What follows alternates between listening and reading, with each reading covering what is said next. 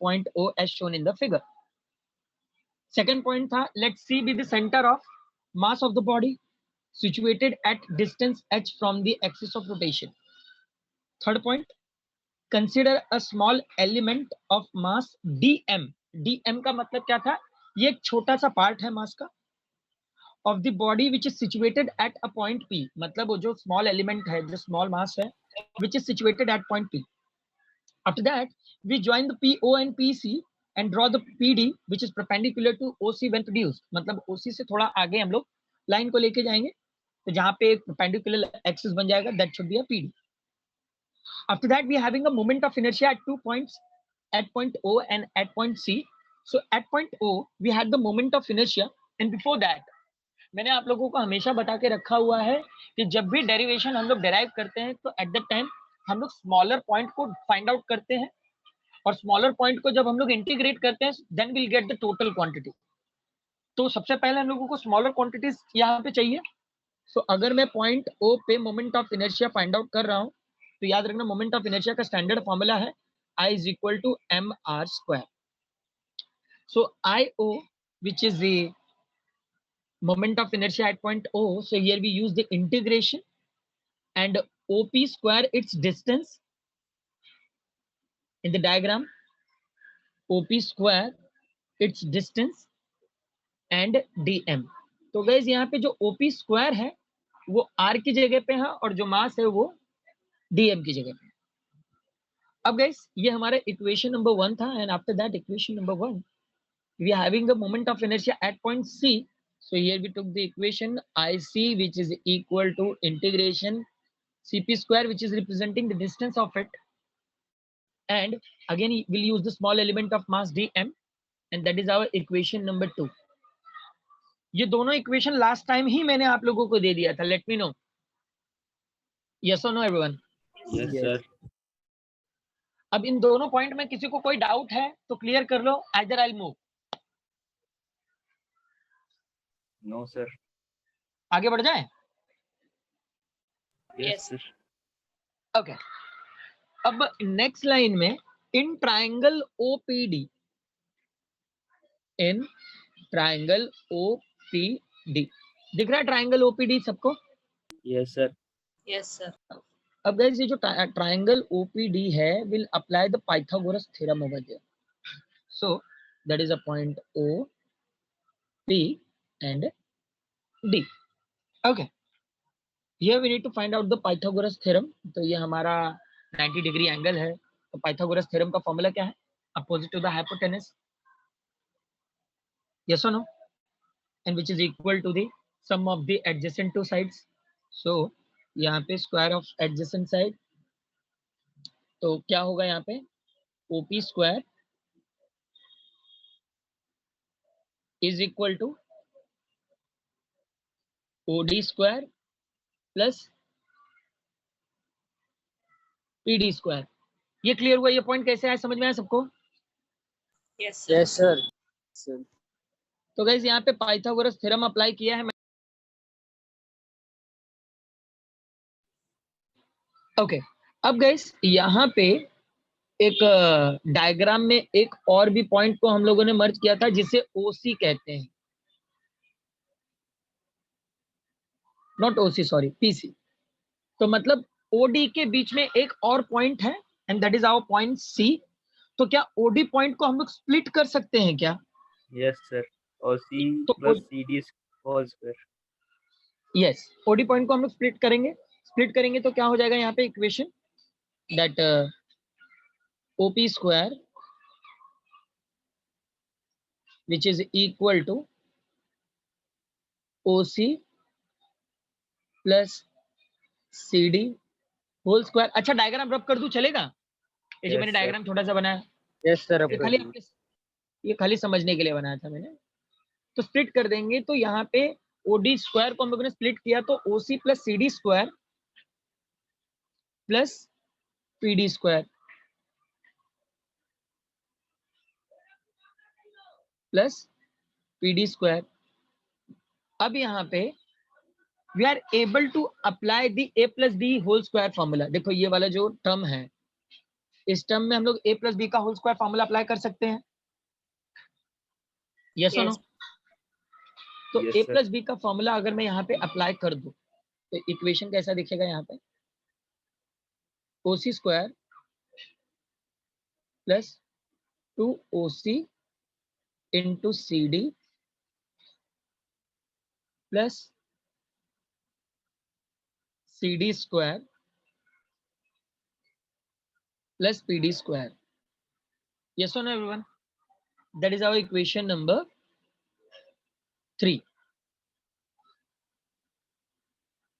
देखो ये स्टेप समझ में आया सबको? Yes, sir. ये स्टेप क्लियर है गाइस सबको? Yes, sir. Yes, sir. Okay ये लिख लो, पहले इतना पूरा लिख लो. इक्वेशन नंबर 3 तक लिखे थे लास्ट टाइम, Yes, sir. हो गया था इधर तक. ये हो गया. यहाँ तक हो गया था सबको? Yes, sir. Yes. Okay next line में लिखो, in right angle triangle, in right angle triangle CPD, in right angle triangle CPD, in right angle triangle CPD. तो दिख रहा है छोटा सा वहां पे ट्राइंगल है एक. Yes, sir. अब इस केस में guys again will apply Pythagoras theorem. अब अगर मैं यहाँ पे वापस पाइथागोरस थ्योरम अप्लाई करूंगा तो इक्वेशन क्या मिलेगा? AC square which is equal to what? Which is CD equal to what? CD square. D. CD square, CD square plus PD square, yes or no? समझ में आई है पाइथागोरस थ्योरम कैसे? कौन Yes, से sir. ट्राइंगल से लिया? So that is our equation number 4. Now we'll substitute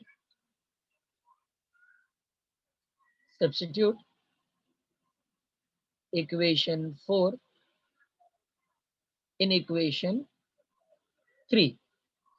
अब अगर हम लोग इक्वेशन 4 को 3 में सब्स्टिट्यूट करें तो ये वाला टर्म देख रहे हो आप लोग, इसकी जगह पे क्या सब्स्टिट्यूट कर सकते हैं? EC P square. square. Okay so वही काम करना है यहाँ पे, that OP square is equal to OC square plus 2OC into C D plus PC square, and is it our equation number 5. Clear है यहाँ तक? Yes, sir. लिख लो यहाँ तक पूरा, और जो भी लास्ट टाइम एब्सेंट था वो पूरा लिख लेना.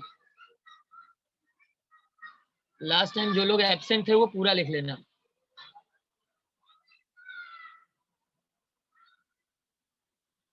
ओके खुशी लिख लो पूरा.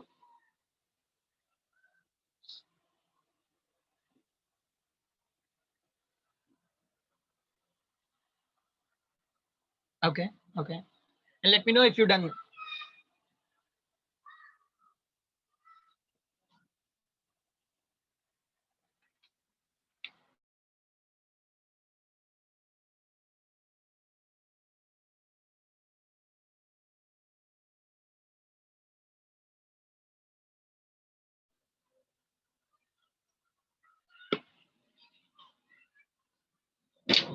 Done, sir.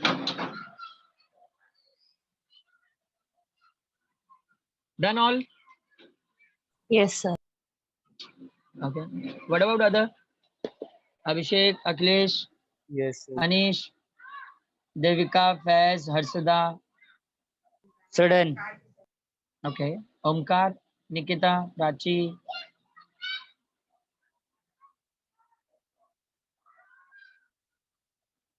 सोहेल, अभिनव, विराम. अच्छा वरुण नहीं आता क्या आजकल लेक्चर में? हाँ आजकल वरुण नहीं आ रहा है.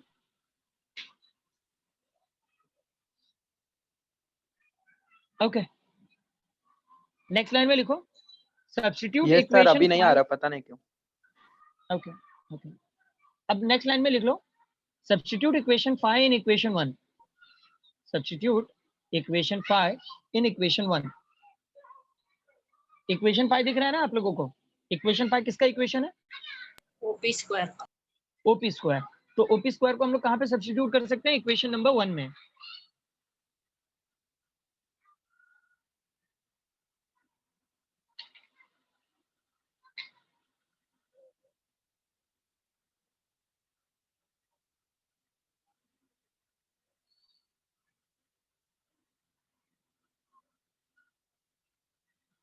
ओके, दिख रहा है इक्वेशन नंबर 5?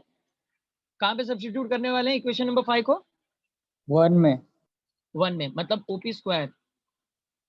सो ओपी स्क्वायर का जो भी इक्वेशन है वो इस जगह पे हम लोग सब्स्टिट्यूट करेंगे, तो our equation which is look like a, तो आपको इक्वेशन 1 लिखने की जरूरत नहीं है, आप लोग डायरेक्टली यहाँ पे लिख सकते हो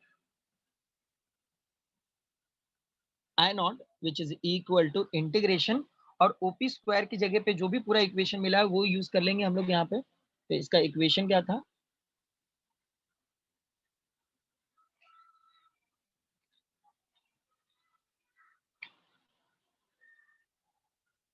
ओसी square plus 2 OC into C D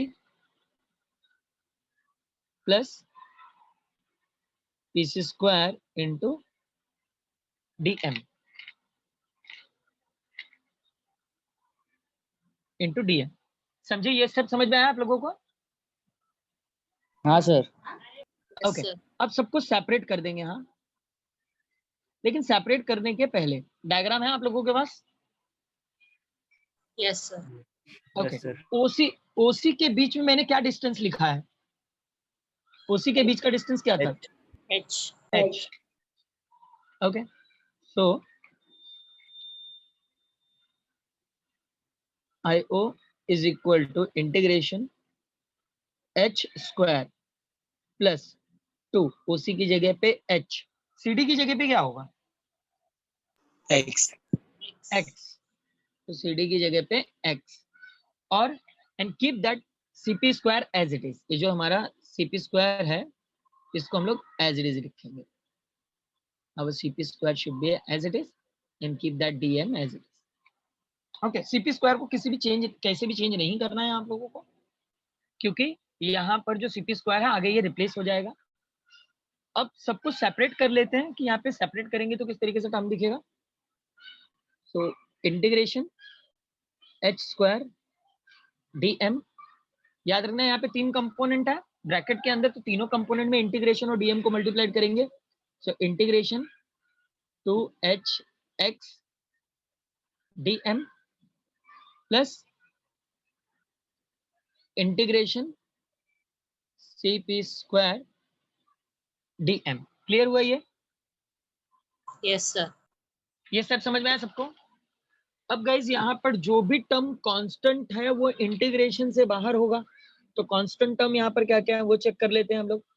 so जो h है वो फिक्स्ड है, दो एक्सिस के बीच का डिस्टेंस फिक्स्ड है h, तो h स्क्वायर इंटीग्रेशन से बाहर हो जाएगा।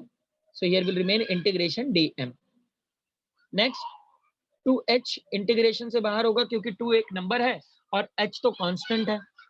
सो x dm यहां पर होगा प्लस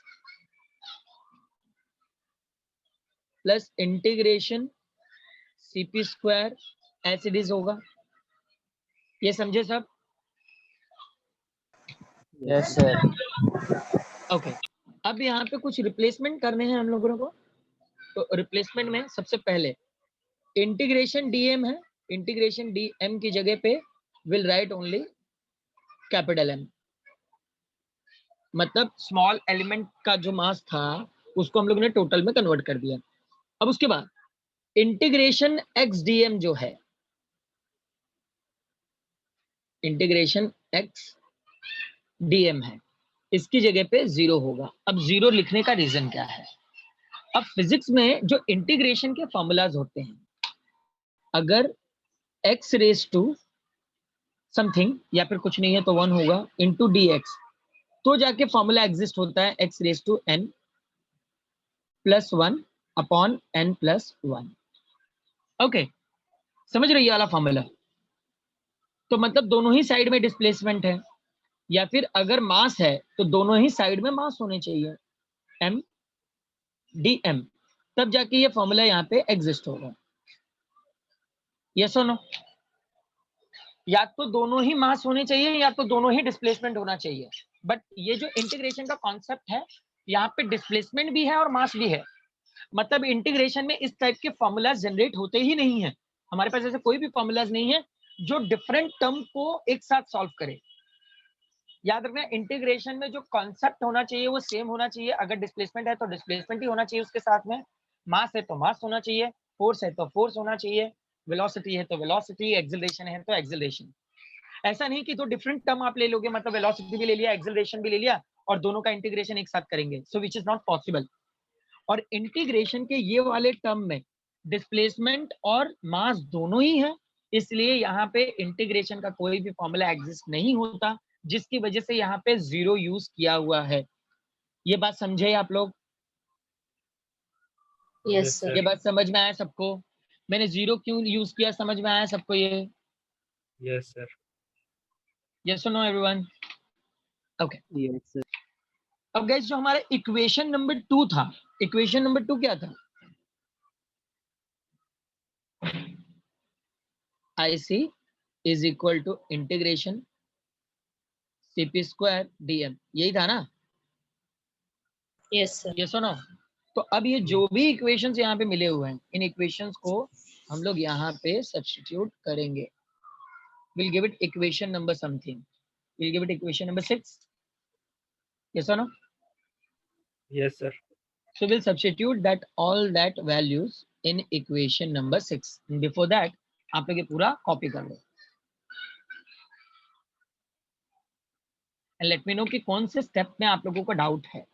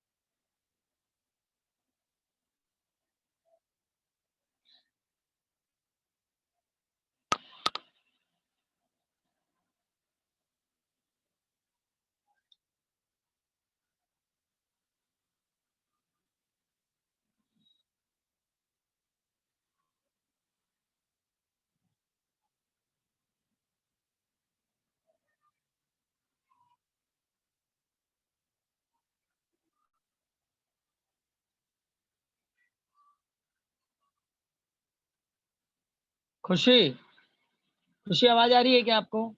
यस सर। खुशी, एच देखो, लास्ट टाइम डायग्राम बनाया था आप लोगों ने? आपने डायग्राम बनाया था? सर लास्ट टाइम मैं नहीं थी। तो लास्ट टाइम का कम से कम आप लेक्चर तो सुने होते। सर सुना है। तो दो एक्सिस के बीच में जो डिस्टेंस है वो h है, और h कांस्टेंट है, फिक्स्ड है। आप कितना भी दूर बनाओ, दो एक्सिस कितना भी नजदीक बनाओ, इससे कोई फर्क नहीं पड़ता, that h will always remain constant. तो इसलिए h को बाहर लिया हुआ है, समझे? इक्वेशन नंबर 6 में इसलिए h को क्या किया है, बाहर लिया है। समझ में आया? Yes sir. और कोई डाउट? No sir. लिख लो।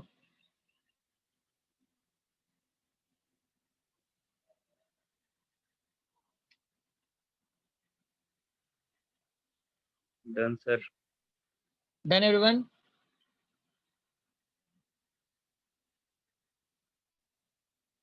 Okay.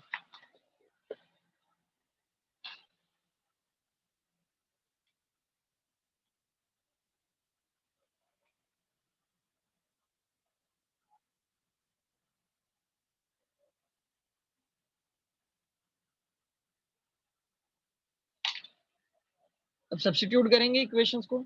इक्वेशन नंबर 6 में सब्स्टिट्यूट करेंगे, टर्म क्या मिलेगा? That IO is equal to h square, integration जो dm था उसकी जगह पे क्या होगा? m,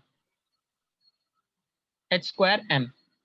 ओके, प्लस यहाँ पे 2h है मल्टीप्लाइड विद 0, तो डायरेक्ट 0 लिख दूं, चलेगा? Yes, sir. एक स्टेप आप लोगों का कम हो जाएगा, मतलब यहाँ पे 0 plus integration cp square into dm की जगह पे क्या होगा? ic।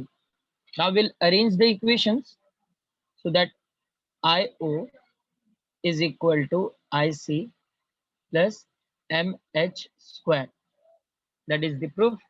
It means that moment of inertia about any axis which is equal to the moment of inertia of an axis which is passing through the center of mass of the body and sum of the product of mass and square of the perpendicular distance between them. ये इसका proof। पूरा theorem देख लो and let me know कि क्या doubt generate हो रहे हैं।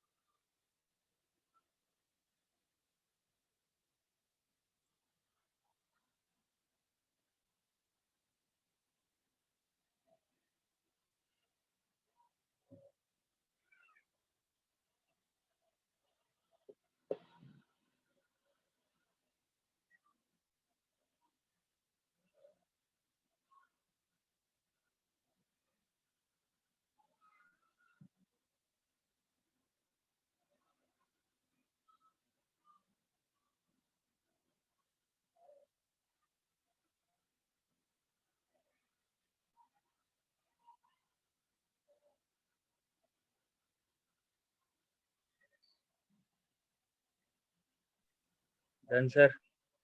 Done all? Theorem समझ में आया? याद रखना गाइस, चैप्टर में 2 थ्योरम हैं, तो दोनों थ्योरम इंपॉर्टेंट हैं, आने के चांसेस भी होंगे और इसे अच्छे तरीके से आपको प्रैक्टिस भी करना है, ठीक है? ओके। Yes, yes. तो ये तो पहला तो पैरेलल थ्योरम था। अब नेक्स्ट परपेंडिकुलर थ्योरम है। तो परपेंडिकुलर थ्योरम से रिलेटेड आप लोगों ने और भी एक डेरिवेशन किया हुआ है 11th स्टैंडर्ड में, जहां पर हम लोगों ने मैथमेटिकल मेथड नाम का चैप्टर किया है। तो मैथमेटिकल मेथड में याद रखना कॉन्सेप्ट सेम था, इक्वेशंस डिफरेंट थे। मैथमेटिकल मेथड में रेजोल्यूशन ऑफ 2 वेक्टर्स, ये डेरिवेशन हम लोगों ने किया था, जहां पर हम लोगों ने एक डायग्राम देखा हुआ था। सेम वैसे ही डायग्राम यहाँ पर भी यूज होने वाला है, बट डायग्राम में जाने के पहले मैं आपको बता दूं कि परपेंडिकुलर थ्योरम में इक्वेशंस कौन से दिखने वाले हैं। That moment of inertia about the z axis which is equal to the sum of the moment of inertia about the x axis and y axis, they both are mutually perpendicular to each other and concurrent with the one another। मतलब यहाँ पे x axis और y axis दोनों एक दूसरे से perpendicular है, but z axis इन दोनों से परपेंडिकुलर है। सुना आप लोगों ने? जो z एक्सिस है ये इन दोनों से क्या होने वाला है? परपेंडिकुलर होने वाला है। Let's see the diagram first. यहां पर 2 एक्सिस है, सबसे पहले हमारे पास x एंड y।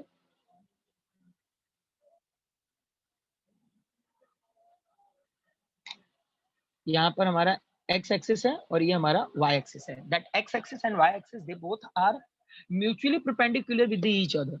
याद रखना ये दोनों एक दूसरे से म्यूचुअली परपेंडिकुलर है और दोनों ही मोमेंट ऑफ इनर्शिया एक दूसरे से इक्वल है। अब इन दोनों से जो परपेंडिकुलर होगा वो हमारा z एक्सिस है, that z axis which is perpendicular to that both the axis x and y। तो अब यहीं पर आपके इक्वेशंस को आपको बनाना है और प्रूफ करना है कि iz मोमेंट ऑफ इनर्शिया जो z एक्सिस पे है वो म्यूचुअली परपेंडिकुलर है x और y से। अब यहाँ पर एक क्वेश्चन और जनरेट हो जाता है कि that one single axis which is not able to perpendicular to that both the axis at the same time।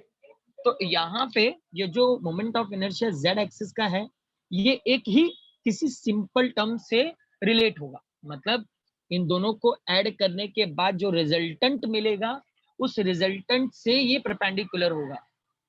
याद रखना इस पूरे थ्योरम में ये पूरा थ्योरम का जो इक्वेशन है इसीलिए जनरेट हुआ है क्योंकि ये दोनों का एक रिजल्टेंट जनरेट हो, उस रिजल्टेंट एक्सिस से हमारा z एक्सिस परपेंडिकुलर होगा। अब यही रिजल्टेंट एक्सिस आप लोगों ने ऑलरेडी मैथमेटिकल मेथड में देख चुके हो, रेजोल्यूशन ऑफ टू वेक्टर्स में। मैं वापस बता देता हूं कि यहाँ पर क्या काम चलने वाला है पूरे थ्योरम में। यहाँ पर x एक्सिस और y एक्सिस दोनों एक दूसरे से परपेंडिकुलर है और जब इन दोनों को ऐड करते हैं तब जो हमारा एक तीसरा एक्सिस है वो इन दोनों एक्सिस से परपेंडिकुलर होगा। बट ये याद रखना कि कभी भी एक एक्सिस एक साथ दो एक्सिस से परपेंडिकुलर नहीं होती, तो इसलिए इन दोनों का एक रिजल्टेंट बनाना पड़ेगा। डायग्राम में इनका एक रिजल्टेंट बनाना पड़ेगा। तो रिजल्टेंट किस तरीके से बनेगा वो आपको सही तरीके से समझना है। तो वो रिजल्टेंट के लिए सबसे पहला फॉर्मेट यहाँ पर होगा कि ये y एक्सिस और x एक्सिस के पैरेलल में भी इनकी एक एक्सिस बनाई जाए, मतलब इस तरीके से यहाँ पर इनकी एक एक्सिस बनाई जाए। अब पॉइंट यहाँ पर क्या है कि जो पॉइंट P था, that here we having a one point P where we situated the small element of mass dm and it is having the coordinating axis x and y। यहाँ पर ये इनके कोऑर्डिनेटिंग एक्सिस है। अब ये जो points थे हम लोगों ने दो पॉइंट लिए हैं, इसके नाम हम लोग रख देते हैं, जैसे कि ये हमारा L पॉइंट है और ये हमारा N पॉइंट है।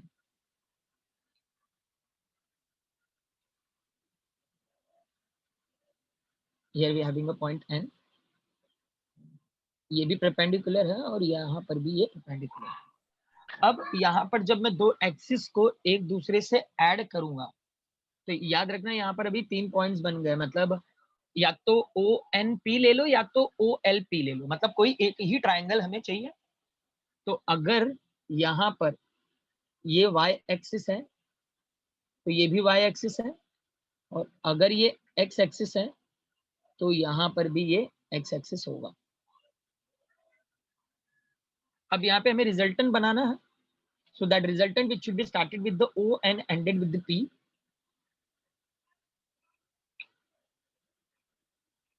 ये हमारा रिजल्टेंट होगा, that is our resultant point R। अब यहाँ पर ही हमारा एक रिजल्टेंट टर्म मिल गया है। तो जो हमारा moment of inertia z axis है ये एक्चुअली परपेंडिकुलर है R से, मतलब ये जो हमारा moment of inertia z axis है ये परपेंडिकुलर R से है और ये जो R है वो x प्लस y से बना हुआ है। मतलब इस पूरे थ्योरम को मैंने बहुत ही शॉर्टकट तरीके से बता दिया है, मतलब इनडायरेक्टली हमारा जो z एक्सिस है वो दोनों एक्सिस से एक साथ परपेंडिकुलर हो जाएगा। समझे मैं क्या बोलने की कोशिश कर रहा हूँ? मोहम्मद, महालक्ष्मी, अंकुश, ओमकार, अभिषेक, नहीं सर। पूछो।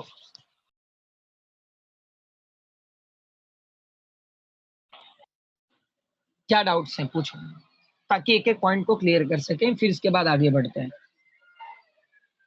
थ्योरम, ये थ्योरम जो है वो परपेंडिकुलर एक्सिस पे डिपेंडेंट है, जहां पे IZ is equal to IX plus IY। समझ में आ रहा है परपेंडिकुलर थ्योरम किस बेस पे चलने वाला है? Yes, sir. IZ is equal to IX plus IY। यहाँ पे स्टेटमेंट में ये है कि moment of inertia about the Z axis which is equal to the sum of the moment of inertia about x-axis and y-axis. They both are mutually perpendicular to each other and concurrent with the one another. मतलब यहाँ पर ये जो x-axis और y-axis है, इन दोनों का जो मोमेंट ऑफ इनर्शिया है वो सेम है, दोनों एक्सिस एक दूसरे से परपेंडिकुलर है. मतलब x एक्सिस को चेक करोगे तो y एक्सिस इससे परपेंडिकुलर होगा और y को चेक करेंगे तो x एक्सिस इससे परपेंडिकुलर होगा. बट जब इन दोनों को एक साथ में ऐड करूंगा तो इन दोनों से जो परपेंडिकुलर है वो z एक्सिस है. क्या स्टेटमेंट क्लियर हुआ क्या सबको? स्टेटमेंट क्लियर हुआ क्या Ankush? Yes sir. Statement clear हुआ? यस सर, क्लियर है. बताओ क्या स्टेटमेंट में क्लियर हुआ? सर आपने बोला कि एक्स एक्सिस फाइंड करेंगे तो वाई एक्सिस मिलेगा, मतलब वाई एक्सिस एक्स एक्सिस के परपेंडिकुलर है, मतलब ये दोनों एक दूसरे से परपेंडिकुलर है, म्यूचुअली x y परपेंडिकुलर से है. y x से. और आई Okay. जेड है वो एक्स एंड वाई के परपेंडिकुलर है, वो है दोनों. Right right. और जिसमें मतलब हाँ हाँ बोलिए. देखो जो z एक्सिस है वो इन दोनों से परपेंडिकुलर है, बट ऐसा पॉसिबल नहीं होता. कोई भी एक एक्सिस दो एक्सिस से एक साथ परपेंडिकुलर नहीं होता. क्या ये बात समझ में आया आप लोगों को मैं क्या बोल रहा हूँ? Yes sir. कोई भी एक टाइम एक एक्सिस एक टाइम पे दो एक्सिस से एक साथ परपेंडिकुलर होना पॉसिबल नहीं है. नहीं है. तो कॉन्सेप्ट क्या था इस पूरे डेरिवेशन में? आपको यही चेक करना है कि जब ये एक्स एक्सिस और वाई एक्सिस को ऐड करोगे तो एक रिजल्टेंट मिलेगा. वो रिजल्टेंट क्या है? आर है. दिख रहा है डायग्राम में आर कैसे बना है? Yes sir. Yes, sir. मतलब पैरेलल एक्सिस थ्योरम को लेकर हम लोगों ने एक्स और वाई को ऐड करके एक रिजल्टेंट एक्सिस बना दिया और वो रिजल्टेंट एक्सिस किससे परपेंडिकुलर होगा? जेड से. That axis. Indirectly Z axis x और वाई दोनों से परपेंडिकुलर है. समझ में आया पूरा टर्म किस पे चलने वाला है? यस. Yes, sir. तो मतलब मैंने यहाँ पर ये जो मैंने ग्रीन में ब्रैकेट आउट किया हुआ है इस पूरे थ्योरम को मैंने बहुत ही शॉर्ट में बता दिया है. लेकिन गाइज अभी हम लोग पॉइंट टू पॉइंट चलेंगे ताकि एक एक स्टेप आप लोगों का क्लियर हो. Is that clear guys? Yes Yes, sir. sir. Yes, sir. एक सेकेंड. हाँ हेडिंग दे दो. हेडिंग दे दो theorem of perpendicular axis.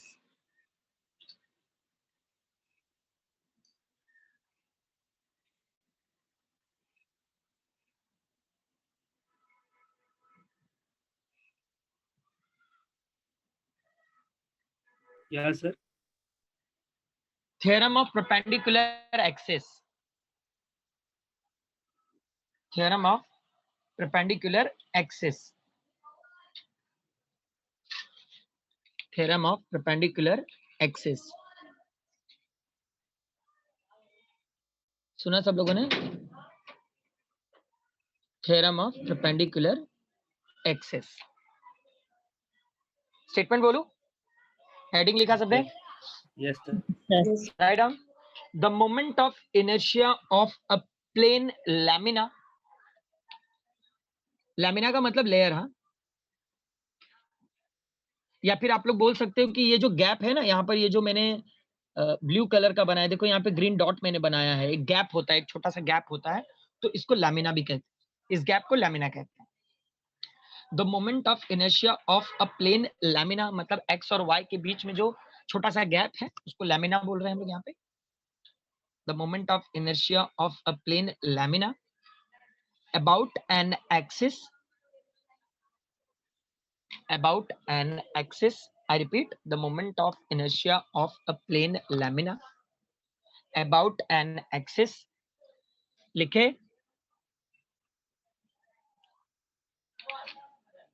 Yes, sir. I repeat, the moment of inertia of a plane lamina about an axis perpendicular to its plane, perpendicular to its plane is equal to the, perpendicular to its plane is equal to the, perpendicular to its plane is equal to the, is equal to the sum of its moment of inertia, sum of its moment of inertia, sum of its moment of inertia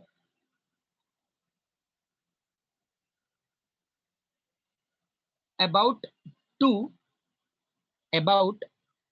TWO of inertia about 2 mutually perpendicular axes, about 2 mutually perpendicular axes,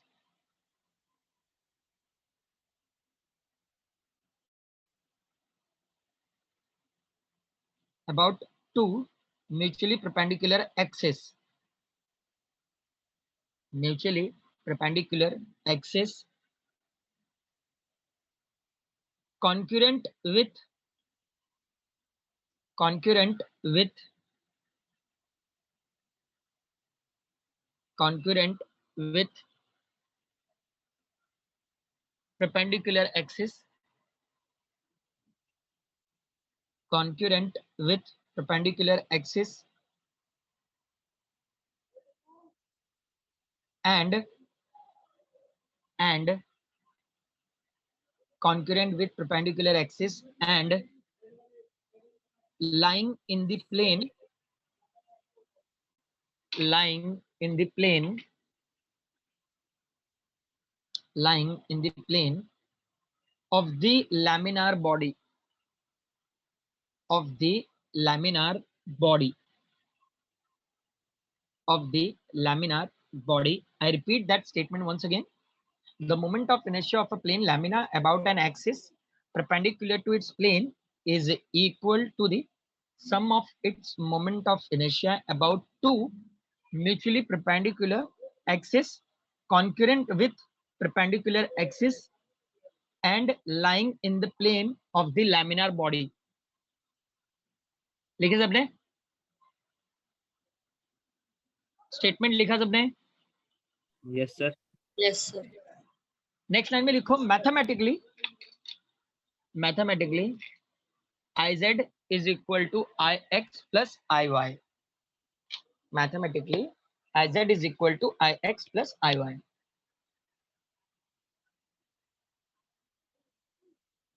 Done all? Yes, sir. Sir, statement नहीं समझा sir. Statement ध्यान से read करो. Mahalakshmi, read it loudly, ताकि हमको सबको सुनाई दे. The moment of inertia of a plane lamina about an axis perpendicular to its plane is equal Wait, to the wait. sum. Mahalakshmi, हाँ sir. यहाँ पर क्या बोला हुआ है? Moment of inertia of a plane lamina, मतलब यहाँ पर जो एक मोमेंट ऑफ इनर्शिया है एक प्लेन लैमिना से परपेंडिकुलर है. वो प्लेन लैमिना क्या है? y and x.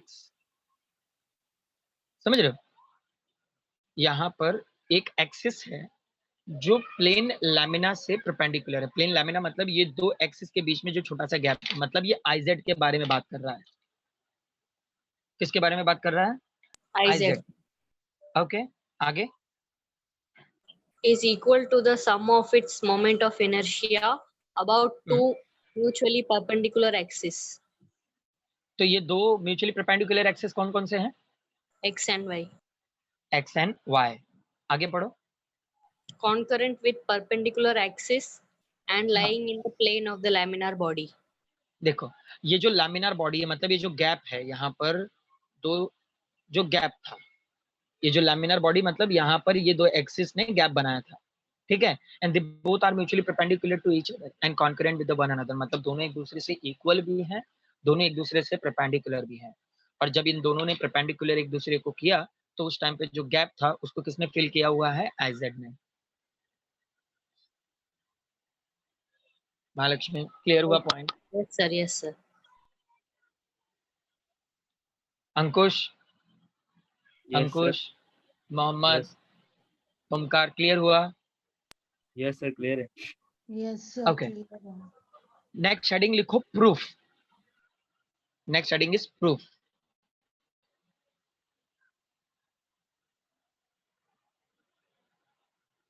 Next heading is proof and draw that diagram.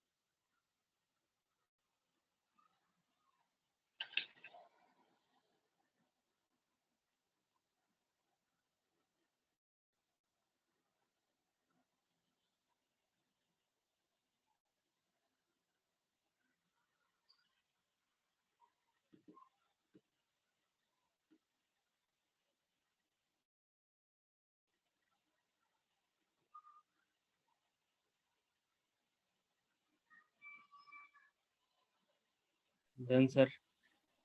Done all? No, sir. No, Okay, sir. come. Yes, sir. बना लो, बना लो, बना लो.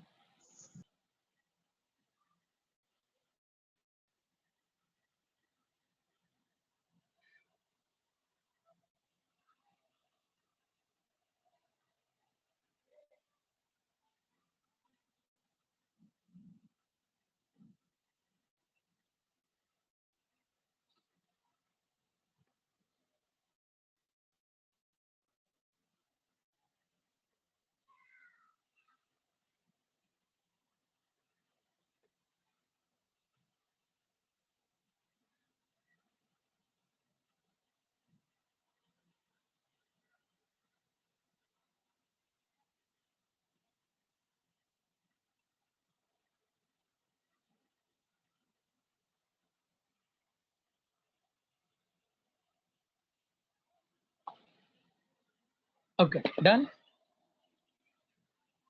We'll go point to point. Write down first point in a proof. Consider a plane lamina. Write down first point, everyone. Consider a plane lamina of mass capital M.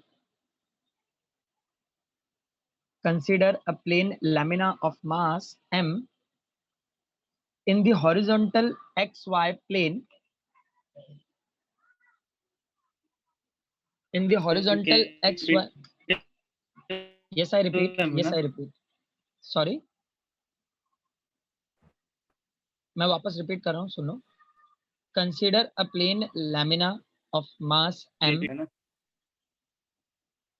क्या बोल रहे हो आप?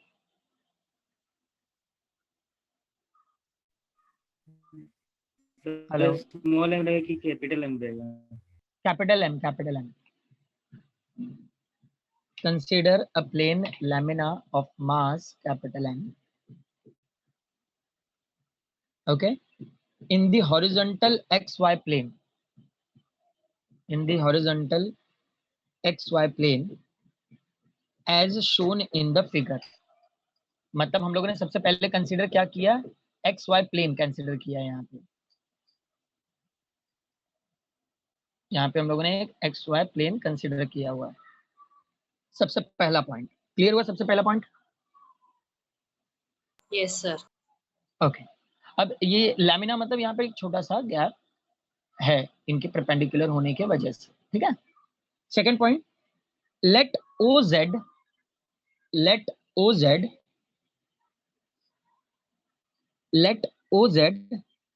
be the axis. Let OZ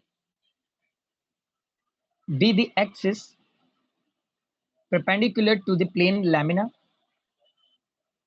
Let OZ be the axis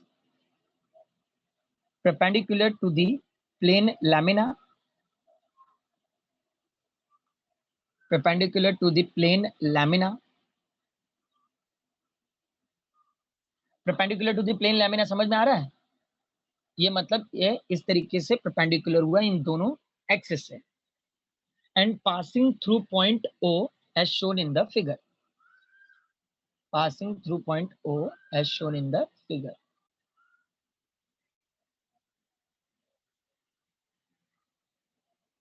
second point clear हुआ?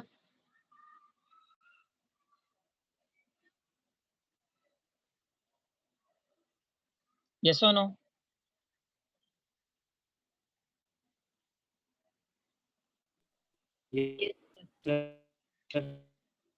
Okay. Next point. Consider a small element of the lamina of mass dm.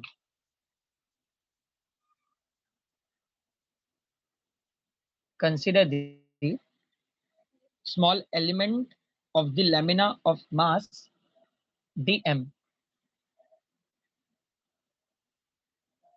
Consider a small element of the lamina of mass dm situated at the point P of x, y. I repeat that point. Consider a small element of the lamina of mass dm situated at the point P of xy. मतलब xy इनके coordinating point है.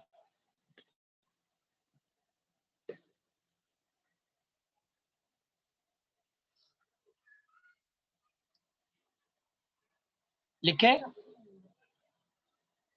लिखे सबने? Yes, sir. मतलब हम लोगों ने जो स्मॉल एलिमेंट है उसे कहाँ पे रखा हुआ है? पॉइंट पी पे, और पॉइंट पी के साथ उसके एक्स वाई प्लेन भी है. Is it clear everyone? Sir. Okay. Next point, join OP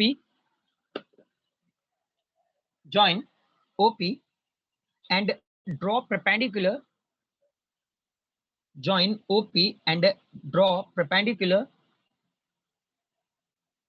PN and PL. PN and PL. दिख रहा है ना PN PL? Yes, sir. PN and PL. They both are perpendicular. Sir, 4th point एक बार बताना starting से. Join OP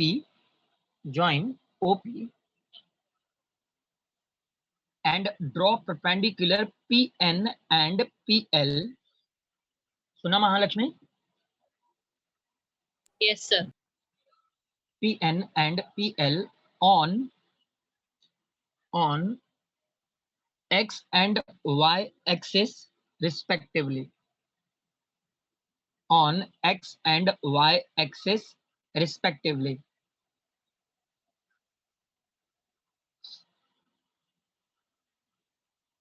लिखे?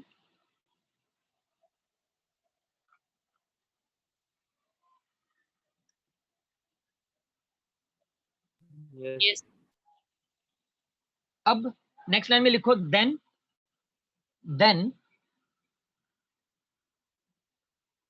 ON is equal to PL is equal to X. Similarly, OL is equal to PN is equal to Y. And at last, OP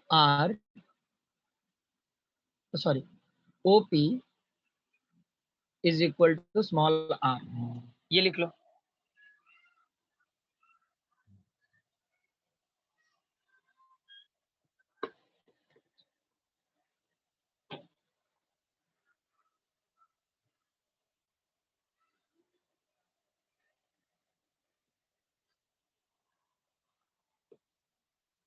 Done? Done, sir. Done everyone? Yes, sir. Okay.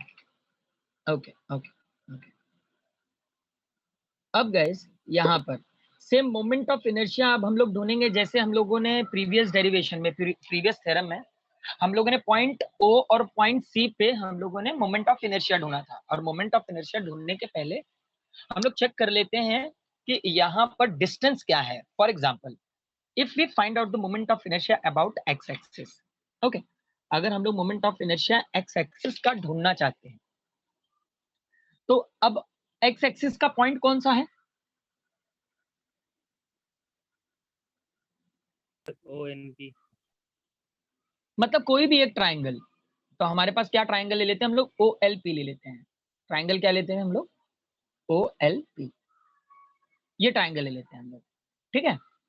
अब अगर ये triangle आप use कर रहे हो तो यहाँ पे एक्स एक्सिस क्या है? PL, right? Yes, sir. और वाई एक्सिस क्या है? Yes, sir. OL. OL.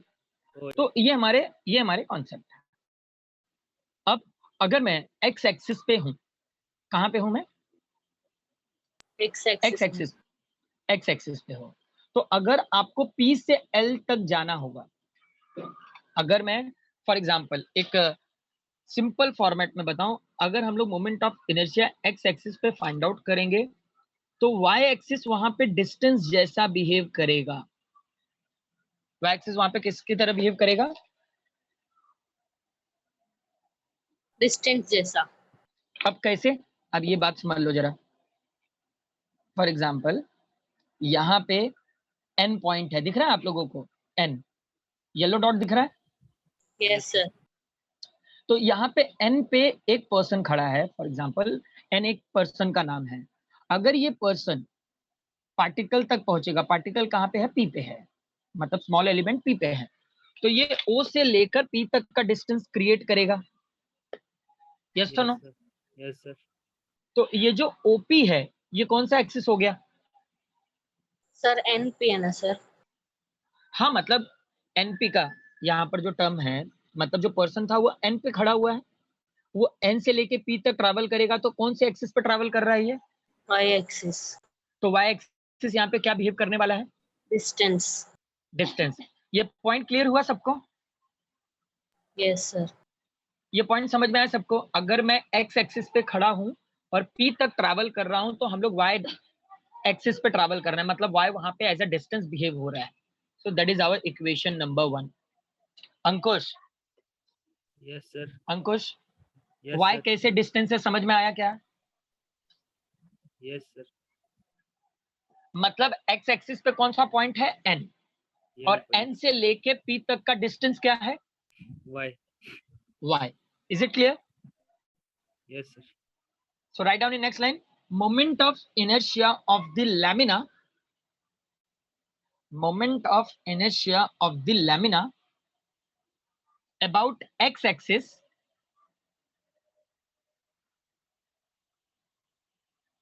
moment of inertia of the lamina about x-axis, about x-axis, equation 1 लिख लो। Here we are having our equation number 1.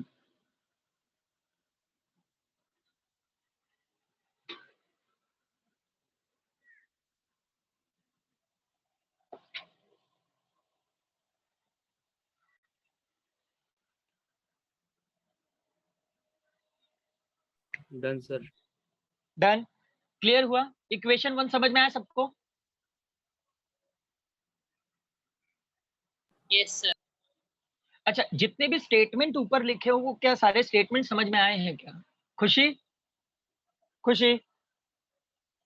Sir हाँ हाँ, sir मेरा first 3 statement miss हो गया था, मेरा नेटवर्क बंद हो गया था। Okay. Mohammad, yes sir. Yes sir, समझे। सर आप एक बार बोल दो, मैं बाद में लिख लूंगा।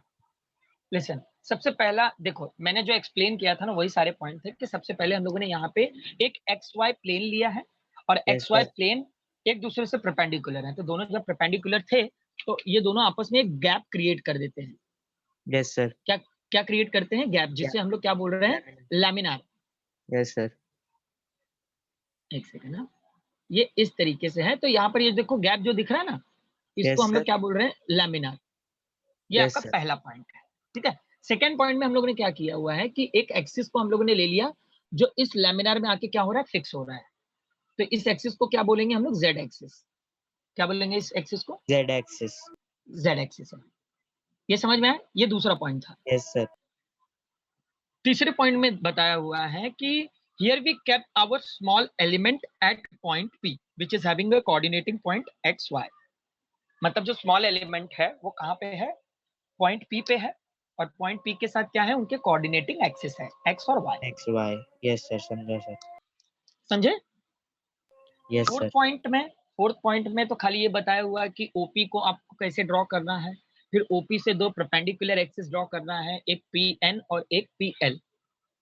मतलब हम लोग ओ से पी पे एक एक्सिस ड्रॉ करेंगे जिससे हम लोगों ने पॉइंट दिया है आर, फिर पी से एक डिस्टेंस हम लोग एल के बनाएंगे और एक डिस्टेंस क्या करेंगे?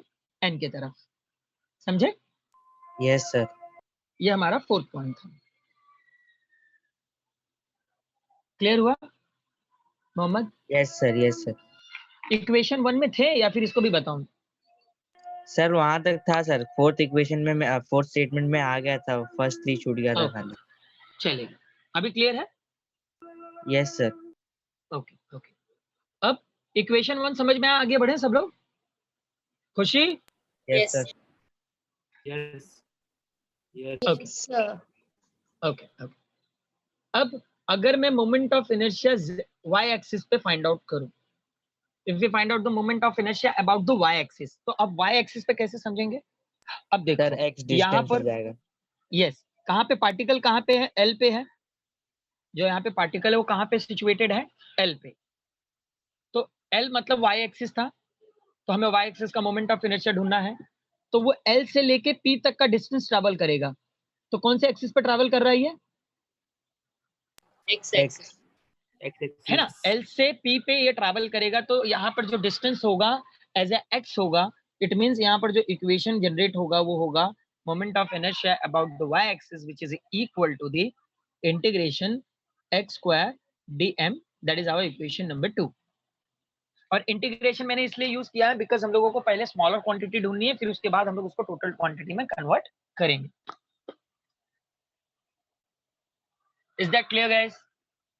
अभी इक्वेशन 2 लिखना नहीं, हाँ अभी मैंने बताया है।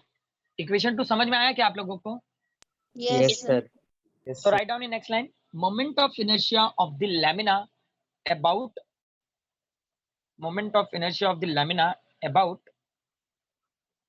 Y axis. y axis. So write down that equation number 2.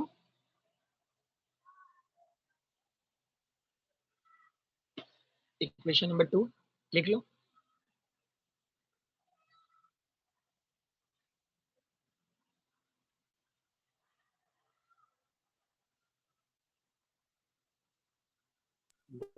Answer. Done everyone? Yes, sir. Yes, sir. Okay, okay. अब guys इक्वेशन नंबर 2 के बाद ये डायग्राम रब कर दूं, चलेगा? सब लोगों ने डायग्राम बनाया है? Yes, Yes, sir. sir. चलेगा। Okay, okay.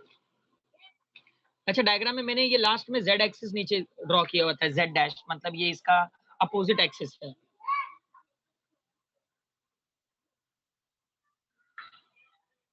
रब करूं? Yes, sir. Yes, sir. Yes, sir.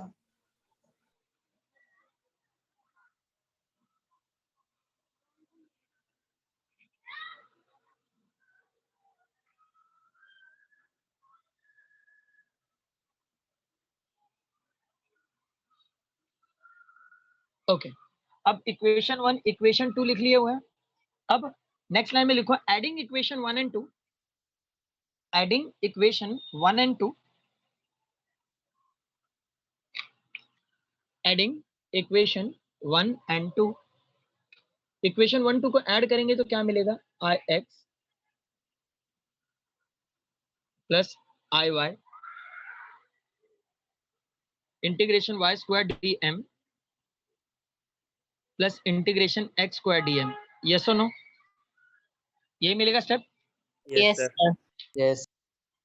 Okay, तो यहाँ पे इंटीग्रेशन को कॉमन कर लिए, Y square plus X square और डीएम भी कॉमन हो गया। यस और no? Yes sir. Yes, sir. We'll give it some equation, that is our equation number 3, ix plus iy. Done?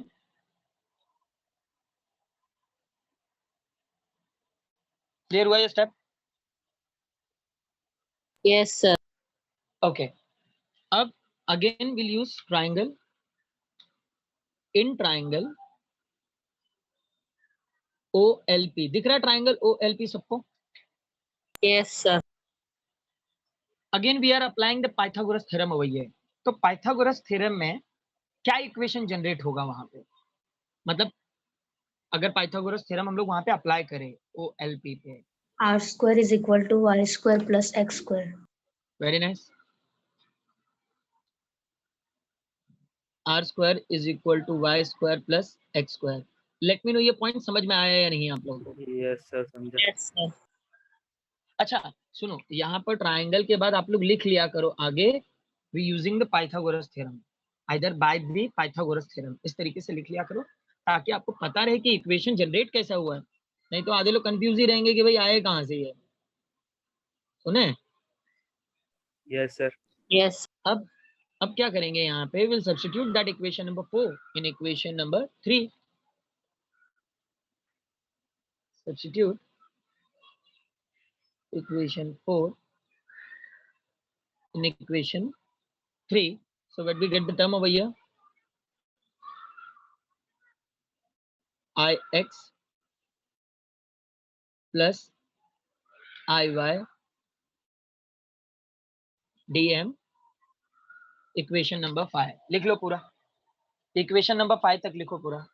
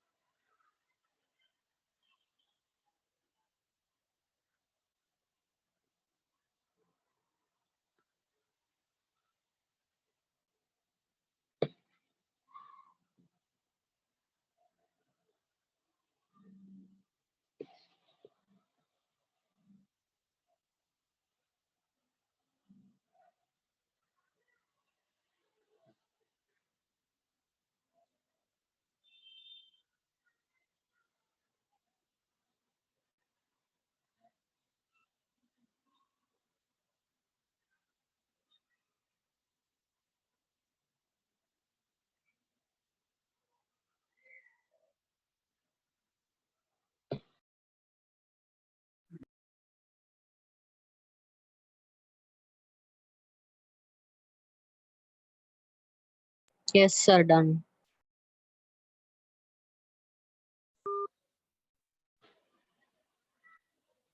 If you're done, then let me know, huh? Done, sir. Done, sir. Done? खुशी,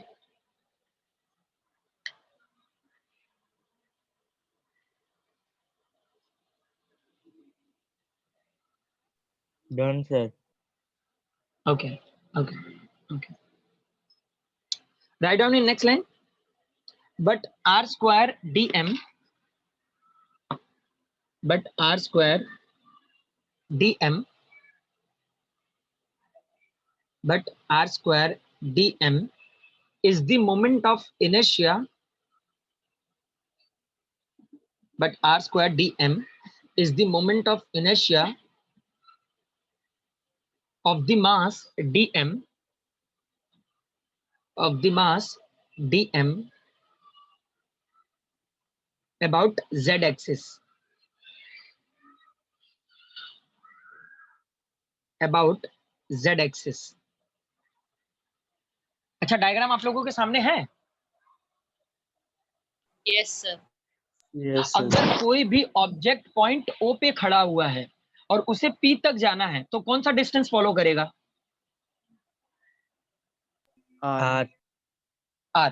तो मतलब जो हमारा Z axis है वो किससे perpendicular है? R के। R. R के। और R रिजल्टेंट किसका था? X और Y का। X और Y का। तो indirectly Z axis which is equal to X plus Y. Yes और no? Yes, sir. Yes, Yes. sir. Okay, तो अब नेक्स्ट लाइन में लिखो, moment, hence moment of inertia about Z axis is, hence moment of inertia about Z axis is Iz is equal to integration r square dm. That is our equation number 6.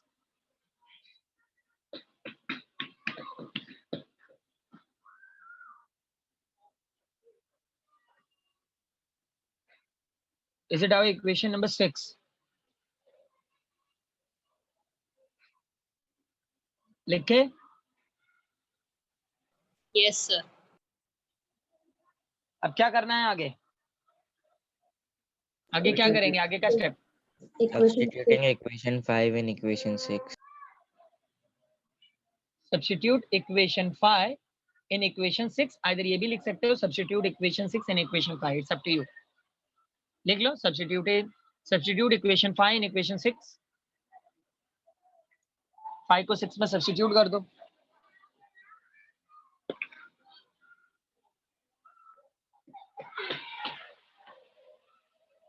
Substitute equation 5 in equation 6.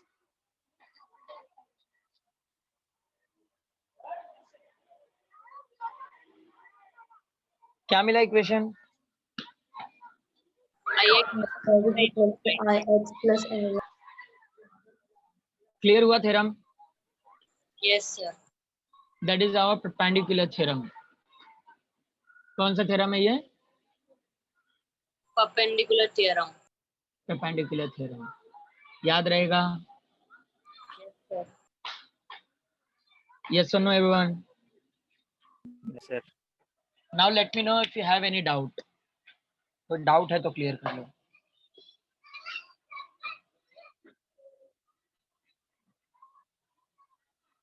Come on, speak up. क्योंकि guys यही दोनों theorem को आगे मैं applications में use करने वाला हूं और काफी सारे एप्लीकेशंस आज हम लोग करने वाले हैं.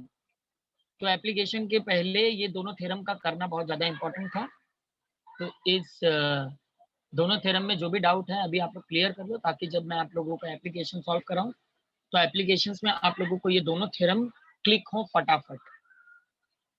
जहां पर भी आपको पैरेलल एक्सिस थ्योरम दिखाई दे तो वहां पर पैरेलल एक्सिस थ्योरम के इक्वेशंस आपको याद हो जाने चाहिए. मतलब IO which is equal to IC plus MR square. Similarly जहां पर परपेंडिकुलर होगा वहां पे IZ is equal to IX plus IY.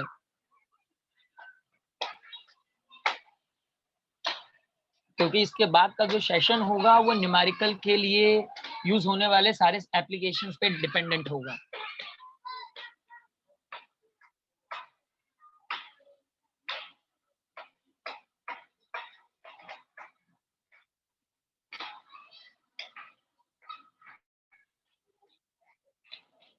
आगे बढ़ जाएं अगर कोई डाउट नहीं है तो. Yes, sir. ओके जब एप्लीकेशन करूंगा तो सारे पॉइंट्स पूछूंगा. देन विल सी कितने लोगों को याद है और कितने लोगों को नहीं. दोनों थ्योरम है तो अच्छी तरीके से प्रैक्टिस जरूर कर लेना इनकी.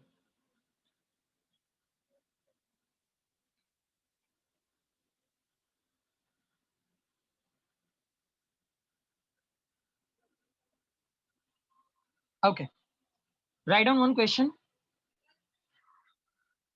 याद रखना गाइस एप्लीकेशंस यहाँ पे करने वाले हैं हम लोग. Rod, ring, disc, solid cylinder, hollow cylinder, solid sphere, hollow sphere, solid cone and hollow cone. ये सारे टर्म्स के हम लोग एप्लीकेशन सॉल्व करने वाले हैं. Is that clear everyone? Yes, sir. तो ये सारे एप्लीकेशंस के सेंटर मोमेंट ऑफ इनर्शियाज आप लोगों को याद करने हैं. बहुत ही सिंपल टर्म्स हैं. जैसे कि एक एग्जांपल के तौर पे मैं बताता हूं आपको. Write down question. Expression for moment of inertia, expression for moment of inertia of thin uniform rod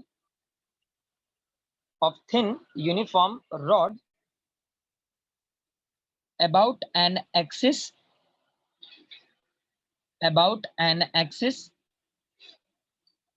passing through its center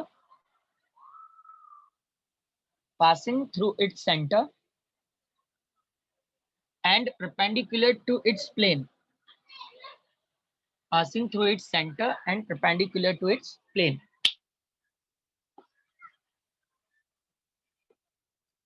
Passing through its center and perpendicular to its plane.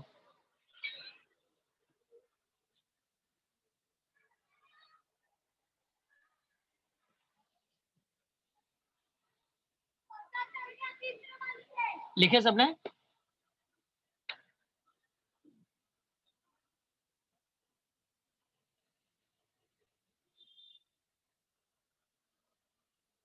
Yes or no everyone? Yes, sir. Okay तो यहाँ पे सबसे पहला जो application है वो rod पे dependent है. So here we having a rod.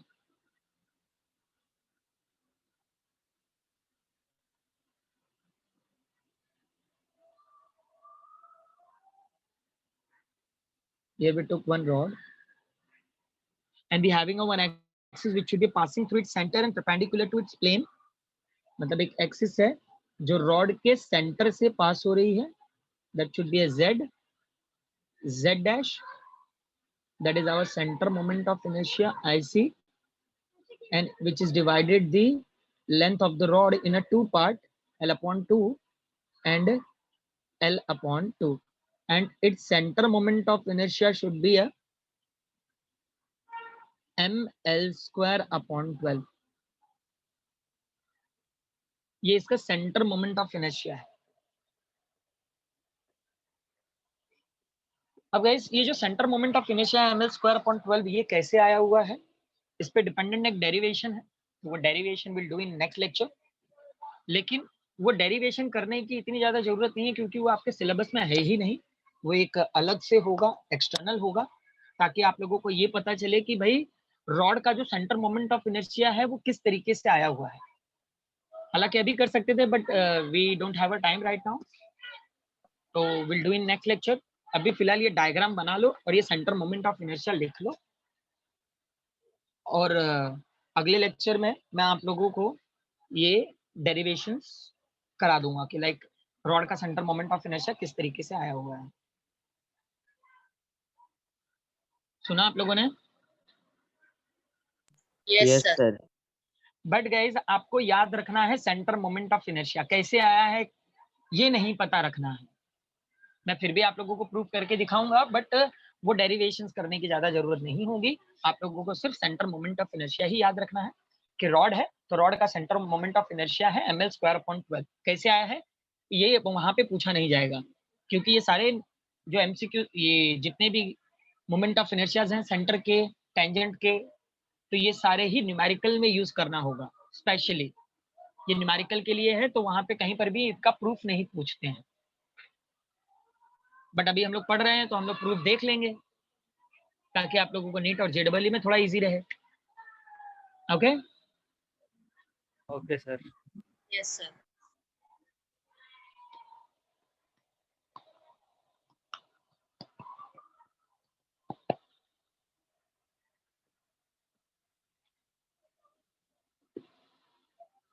ये डायग्राम ड्रॉ किया आप लोगों ने?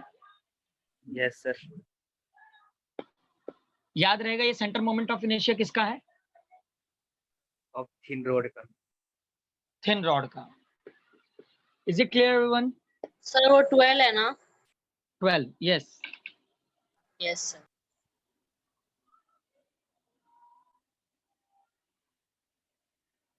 That is our center moment of inertia of a rod.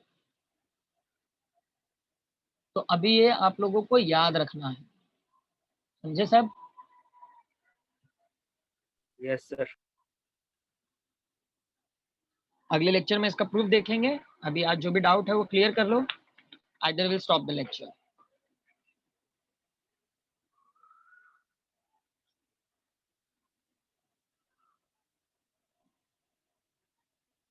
Ankush, Omkar, no doubt sir. दोनों थ्योरम अच्छी तरीके से आप लोगों को प्रैक्टिस करनी है। Is it clear guys? Yes sir. Yes, sir. कितनी बार प्रैक्टिस करने वाले हो? मोहम्मद, महालक्ष्मी? Sir, जब तक नेक्स्ट स्टेप अपने आप ना आ जाए। नेक्स्ट स्टेप अपने आप ना आ जाए, और नेक्स्ट स्टेप के लिए हमें ज्यादा सोचना ना पड़े। और अगर आप लोगों को लगता है कि आप लोगों ने सारे डेरिवेशन अच्छी तरीके से समझ लिए हैं, तब आपको टाइम भी मैनेज करना है। याद रखना, one derivation which is consume only 5 to 6 minutes, उससे ज्यादा नहीं जाना चाहिए। समझ रहे हो आप लोग? Yes sir. Yes, sir. Yes, तो sir. आपको प्रैक्टिस अभी देखो, अभी फर्स्ट टाइम में ही आपको 20 बार नहीं प्रैक्टिस करनी है। फर्स्ट टाइम में आप लोग 2 बार 3 बार, मोर देन एनफ, 3 बार 4 बार हो गया। उसके बाद जब भी आप रिवीजन करने बैठते हो तो 1 बार 2 बार एटलीस्ट करो, एक बार में नहीं आता है। ये तो मतलब मैं आप लोगों को बता रहा हूँ, लेकिन आप लोग पढ़ने वाले हो, आप लोग बोर्ड एग्जाम देने वाले हो, तो आपको अपने हिसाब से प्रैक्टिस करनी है। और आपको तब तक करते रहना जब तक कि आप फुलफिल ना हो जाओ, ताकि जब नेक्स्ट टाइम पे उसे देखो तो ऐसा ना लगे कि अरे न्यू है। नहीं तो आप में से ऐसे बहुत सारे लोग हैं जो फर्स्ट टाइम में तो पढ़ लेंगे, सेकंड टाइम में उनके दिमाग से सब कुछ इवेपोरेट हो चुका होता है, पता ही नहीं चलता कि भाई क्या है ये। इसलिए प्रैक्टिस करना इंपॉर्टेंट होता है। संजय, विराम, Yes, sir. Yes, sir. विराम, अभिनव, आप लोग हो या नहीं?